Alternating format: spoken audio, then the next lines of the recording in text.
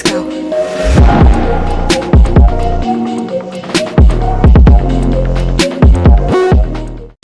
Welcome to my channel.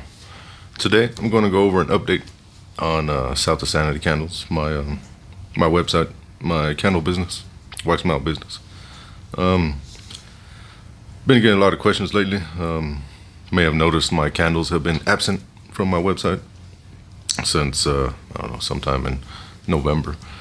I wasn't happy with the the throw I was getting off of my little small form 7-ounce, 7.5 ounce, 8 ounce candles. So I tried to go to bigger jars, bigger vessels, with limited success. The first one I wanted to try was these status jars, kind of like mini Kringle jars. One of the problems that I had with this jar was it was a little thin. The walls are a little thin. It wouldn't pass the heat test. I'll get into that in a minute. But yeah, I mean, for the size of these, they perform really well. Especially with the Wicks that I had in there. But all the candle companies seem to be going to soy wax. Well, I wouldn't say all of them, but some of them are. Like Kringle. And I guess I try to go that same direction as well. And I just I couldn't get the soy to do what I wanted it to do. Like my wax melts, no problem. I've never had a problem with getting the throw, the longevity, all the little small little notes that I put in there to come out, in the wax melts. But when I was trying to formulate, a mostly soy candle, some of the little nuances, the little hints of, different oils that I put in there, they just weren't coming through on hot, So I tried, a bigger vessel, and then I started messing around with, different wax blends. And I found a really good wax blend that I want to go with forward. But it's got a little more paraffin in it. And to me, I get better scent throw, less curing time, and it picks up all those little nuances, in the fragrance oil, like the closer to the wax melts have. So I've been formulating these candles for months now. I think I started back in October. I still had the Halloween candles online, but the new wax in these 7 ounces, they perform okay. The wax has just a slightly lower melting point, so I started messing around with regular wicks instead of the wooden X-wick. Just because the melt point was just a little bit lower, than these, since I took out, about half of the soy wax that was in it. And I've had very limited success. For instance, these status jars. Very, very thin walls. I try not to put out anything when I'm doing the testing. If the wall of the candle gets up to about 140 degrees, it's not like a law or anything, but it's it's a good guideline to go by. Like for instance, here's one I've been testing lately, with the new wax formulation. Pretty close to having the right wick, the right size wick, and getting the wick to perform the way I want it to perform. And I've been testing this one right alongside Bath and Body Works Perfect Auto. Same size vessel, roughly same size wick. Their wick's a little bit bigger, but trying to get that perfect wax pull, not have too much hang up on the side, and that's the toughest part. That's the toughest part that I've been dealing with, because once the candle gets past the halfway mark, it's going to burn a little hotter, because it's further down in the candle. There's more heat retention. So in the beginning, you might have a little bit of hang up on the sides, and most of the time when the candle gets down, about 3/4 of the way, it'll build up enough heat to where it'll melt that hang up.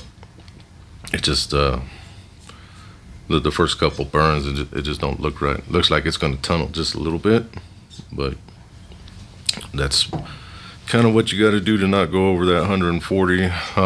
I did notice I was taking some temps on Bath and Body Works Perfect Autumn here, and the wicks were trimmed, same size as mine, lit at exactly the same time, and this one failed the heat test. Got up to about 160 up here on the top. Same with these.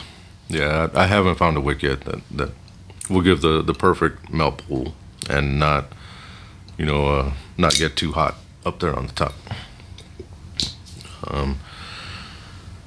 These X wicks that I have used in the past, they perform amazing. Only if you trim them perfectly. You got to trim them between 1/8 of an inch to 1/4 of an inch every time you burn them, and you should have a really, really good performing candle. Some of the issues that I've seen is some of the customers, they're not really on top of trimming their wicks. So if you were to never trim this, and it was to get longer than 1/4 of an inch, it'll heat up a lot more than it should. I mean, if you were to go crazy and just burn this whole candle, I mean, the sides would get pretty hot. The walls are pretty thick on these. I've never had one crack, except in shipping when UPS decides to kick my boxes for whatever reason. And that's one of the reasons why I've been leaning towards wax mounts lately. Lost a lot of money this year on having broken candles, and I think I wrap them pretty well. I just ordered a bunch of biodegradable shipping peanuts, and those are more expensive than the regular ones, but I try to do my part, and I have a lot of waste. But yeah, that's an expensive part of shipping. Not only the cost of the shipping, but the packaging. I've tried different packaging. I've tried to use the 8 cartons, like some of the big companies do, Kringle and Goose Creek. I've actually used the same exact ones every once in a while. Last year, right around the busy season for Halloween, I came out with these 16-ounce apothecary style jars, and I loved them. I finally got the wick dialed in. The only problem I had with these is I don't know if the parent company that made these quit making them or what, but they became pretty scarce, and the ones you could find, they were pretty expensive. But I didn't notice, the walls are a little thin, like those status jars I was showing you, and they're prone to cracking, during shipping. If the shipping company did not take care of the box. That's why I kind of like the wax melt. They would have to deliberately kick my boxes, to break a wax melt versus the candle. I do get the money back for the candle, through USPS. It just takes a while for the claim, but I never reclaim that money for that shipping, and then the money it costs to reship it. So that's one of the reasons I'm not going to go back to this one. Probably one of the reasons I may not go with this style, even though I really like the way they look. If I find the right wick that does this perfect, maybe. Another jar I've been trying to mess around with is this 14 and a half ounce glass jar. It's pretty much, this one, just twice as big, ounce-wise. Not bad, not bad. I just 14 ounces. It's twice as much as this, and for all the materials that I put into it, I can't see charging twice as much for this. So I'm not sure if I want to go that route. Another one that I tried was these black 15-ounce tins. They're actual metal. They look good. They look good. Real light. It'd be cheaper for me and the customer, for shipping. It just doesn't feel real solid. I mean, it doesn't move around, but I mean, it just feels a little cheap, even though these are expensive. These are really expensive. These are technically wide enough to do 2 wicks, but whoever developed these, they put a little indent in the bottom, so you could center the wick, and that kind of takes away, the flat bottom to line up the 2 wicks. So yeah, I don't know if I'll go with these. Also, for the diameter of this, it's like 3.5 inches wide, and to try to find a single wick that'll perform in there, you got to get like a very thick wick, and I just had some weird results from those. Sometimes you get a lot of mushrooming, sometimes you get a lot of soot, because that single wick is trying very hard, to pull out that diameter. So I'm not sure I'm gonna go with that one or not. May have to just go back to these these 7.5 ounce jars that I had last Halloween for this year. I was going to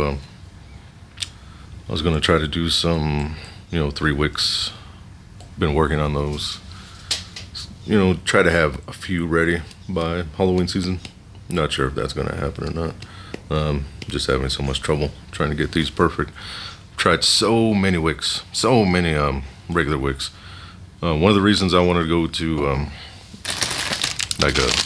back to a traditional wick is these wooden wicks, even though they perform perfectly, if you keep them trimmed, they're slightly harder to trim. Well, I wouldn't say slightly. They are harder to trim than a single wick, because there's 4 pieces to it, and you can't trim them with scissors. You got to use like a real wick trimmer, or what I use, which works the best, is like nail clippers, to trim them. But once they get down about halfway, it's easy to over trim them, and if you over trim them, the flame might start dying out. You got to cotton ball it, and if the wick gets longer than a 1/4 of an inch, you don't trim it right, then it could heat up a little bit more than it should. It'll burn faster. The walls will get a little hotter than they're supposed to. So I have been trying many wicks.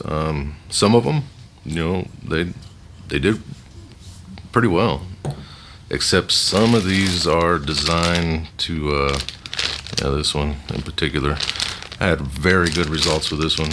That's why I bought a big pack. But I noticed they lean a little bit once they get going, and I think that's kind of by design, because if the wick leans a little bit, it's like self-trimming. It kind of cuts down on the mushrooming and the soot. It'll trim itself a little bit better, instead of the customer having to go in and trim it, pretty often.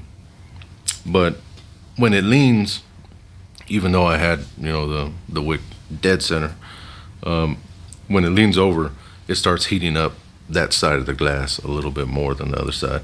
I didn't like that. I wanted it to burn perfectly all the way down.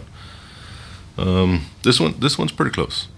I got a couple more wicks coming in, and just like a little tiny, just a sliver smaller than this one, and I may go with that one. But I still got to do more testing. Testing has been taking me forever. I got to make them, let them sit for a while, and then test them. Different hours, different temps, just different scenarios to make sure that they are perfect. At least perfect enough for me, because I got OCD when it comes to that stuff. I don't want to sell something that's less than perfect in my eyes. Something that I would want to buy and perform. So that's kind of why my candles are in limbo at the moment. I still have the wax melts. Pretty much everything's still available in the wax melts, except the Christmas line. Those will be going away here pretty soon. The next day off I have is Christmas Eve, so I don't see myself making any more of those. So whatever's up for the Christmas line will be all I have until next year. And I know Longing for Christmas, that one will probably be back next year. But the rest of them, I'm not sure about. About Humbug and Chocolate Peppermint Monster. Even though I love that one, no one bought it for whatever reason. I don't know, maybe because it's not a spooky scent, and that's what my company's kind of known for. Same with Midnight Dragon Fruit. I love this thing. Love the way this smells. Although I couldn't get this to translate in a candle, and it could have been, all the soy that I had in there. I may have to do some testing with this and the new paraffin soy blend that I'm using. See if I could get it to perform, like the wax melt. Yeah, that definitely does not smell like a South of Sanity scent, but I like that one. Some new stuff we got coming for spring. I got a few coming out. Also, Winter Witch, that one's gonna stick around. That one won't be seasonal. That's part of my witch line. But let's see, I got Spring Witch. It's gonna come out February, March, sometime around there. And then I got Desert Thunderstorm and Watermelon Scarecrow. Those are ready. Those are ready to go. There's a few more I'm working on. Whenever I get a chance, when I'm not working on my Halloween scents, I got a bunch of Halloween scents I'm working on for next year. There's a few bangers. There's going to be a few really, really good ones. Really excited for those. Really excited for everybody to test those and smell those. And let me know what you think. But in February and March, I got something special coming out. It's going to be a collector's box with all the witch scents. I'm going to call it Seasons of the Witch. It's going to come in a wooden box like this. It's going to be hand painted by my talented girlfriend. Got the logo on there. And what it's going to have is 4 wax melts with the 4 seasons of the witch. And then the one that I do not have available at the moment is going to be Spring Witch, but she will be coming out in February or March.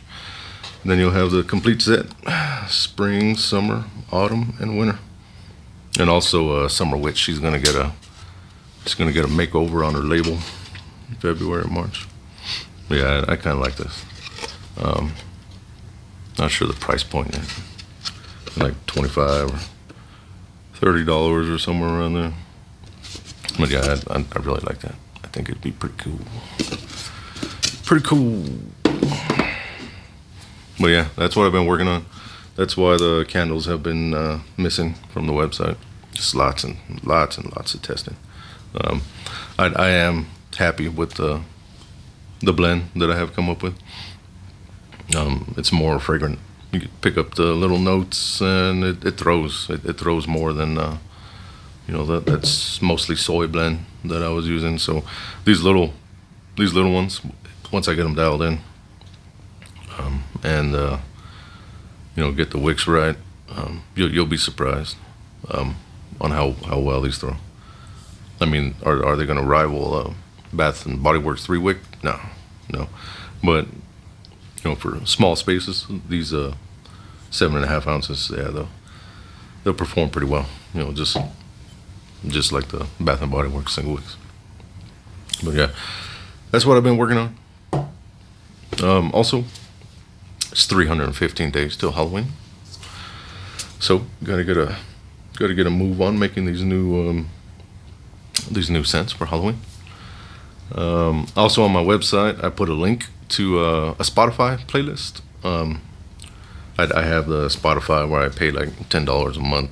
There's no ads, and I guess it lets me make a playlist where I could share, and it's public. So I made one. It's my taste in music's kind of like my taste in candles and scents. It's a little dark, it's a little spooky. So if you ever wondered, for whatever reason, my taste in music and what I listen to when I make the candles and the wax melts, that's basically my playlist. I'll put it on and put it on repeat, and that's what I listen to when I make the candles. So it changes. I take songs off, put songs on. But if you got Spotify, check it out. If you like spooky music. Let's see. Yeah, I did want to mention that Wickling. I think I already went over that. Never mind. Put a little sheet together so I won't forget some stuff. Also tonight on Haunted Haven's channel, she's going to do a live. She's calling it a Yule Gathering, 8 o'clock Eastern Standard Time. Tomorrow's solstice, so that's going to be pretty cool. I'm going to log in, and I'll be in the chat checking out Haunted Haven's live tonight. So tune into that if you want to have some Yule fun. But that's all I got for today. Thanks for watching.